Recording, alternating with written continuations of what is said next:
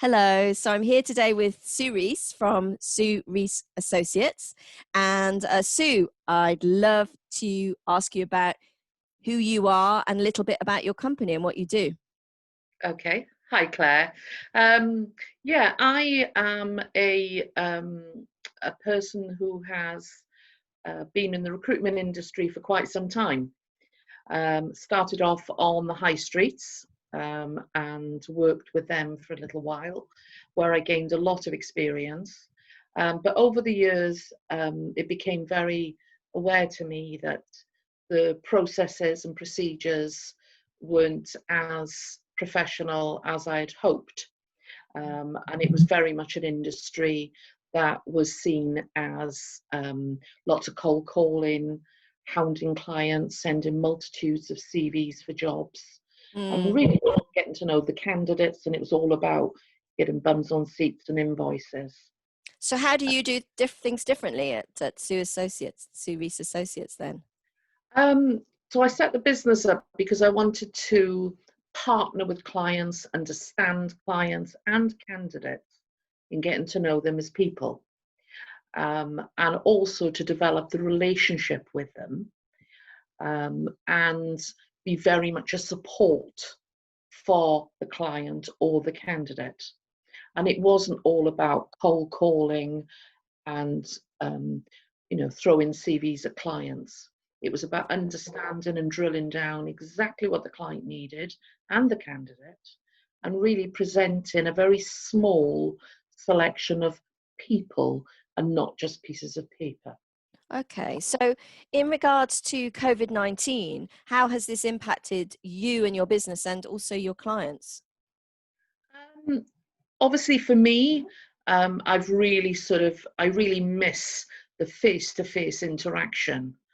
I know that Zoom and many other platforms work very, very well, and they have been a godsend. But I think when it comes down to interviewing people in particular, having that human intuition, the body language, the feeling, the sort of transparency that you have when you meet somebody, I really miss that. And Yes. it's the same with the candidates as well as with the clients. And I think when you're face to face, you do have the opportunity to really focus in on that person and them on you with very little sort of interruptions. So how are you supporting your clients through COVID-19? Most of my support has been obviously dealing with clients and candidates through Zoom and the other platforms that are available, and offering different solutions. Um, and also, I think, for my clients, it's been very difficult because of the impact on their investment, particularly within the pharma, biotech, and sort of STEM environments.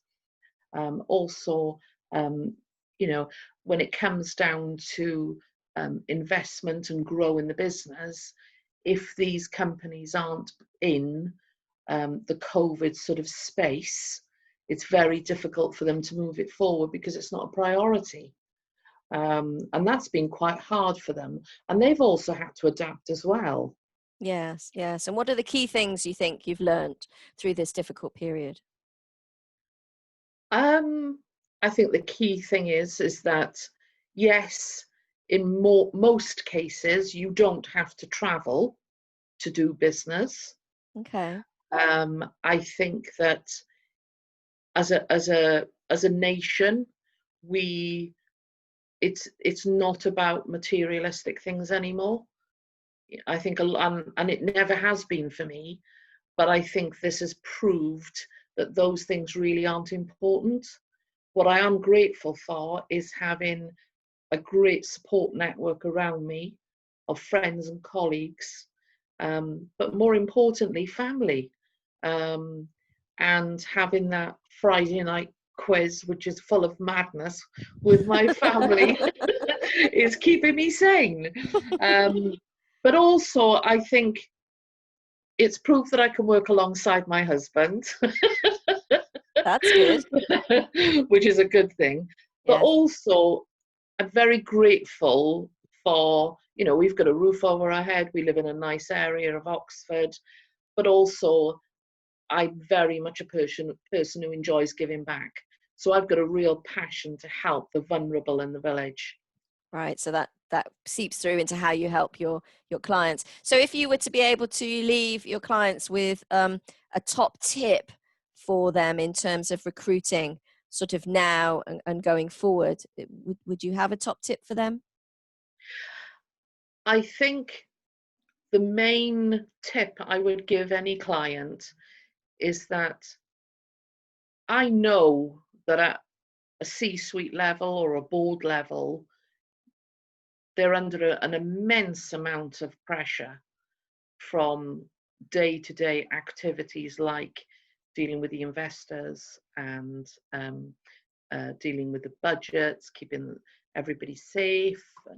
And when it comes down to building that team around you, you haven't got the time, and B, you don't really know where to look. You haven't got time to sift through CVs, and I think you need to engage with someone not only that you can trust, but somebody who's very honest and can give you a variety of solutions, and somebody who really knows what they're doing.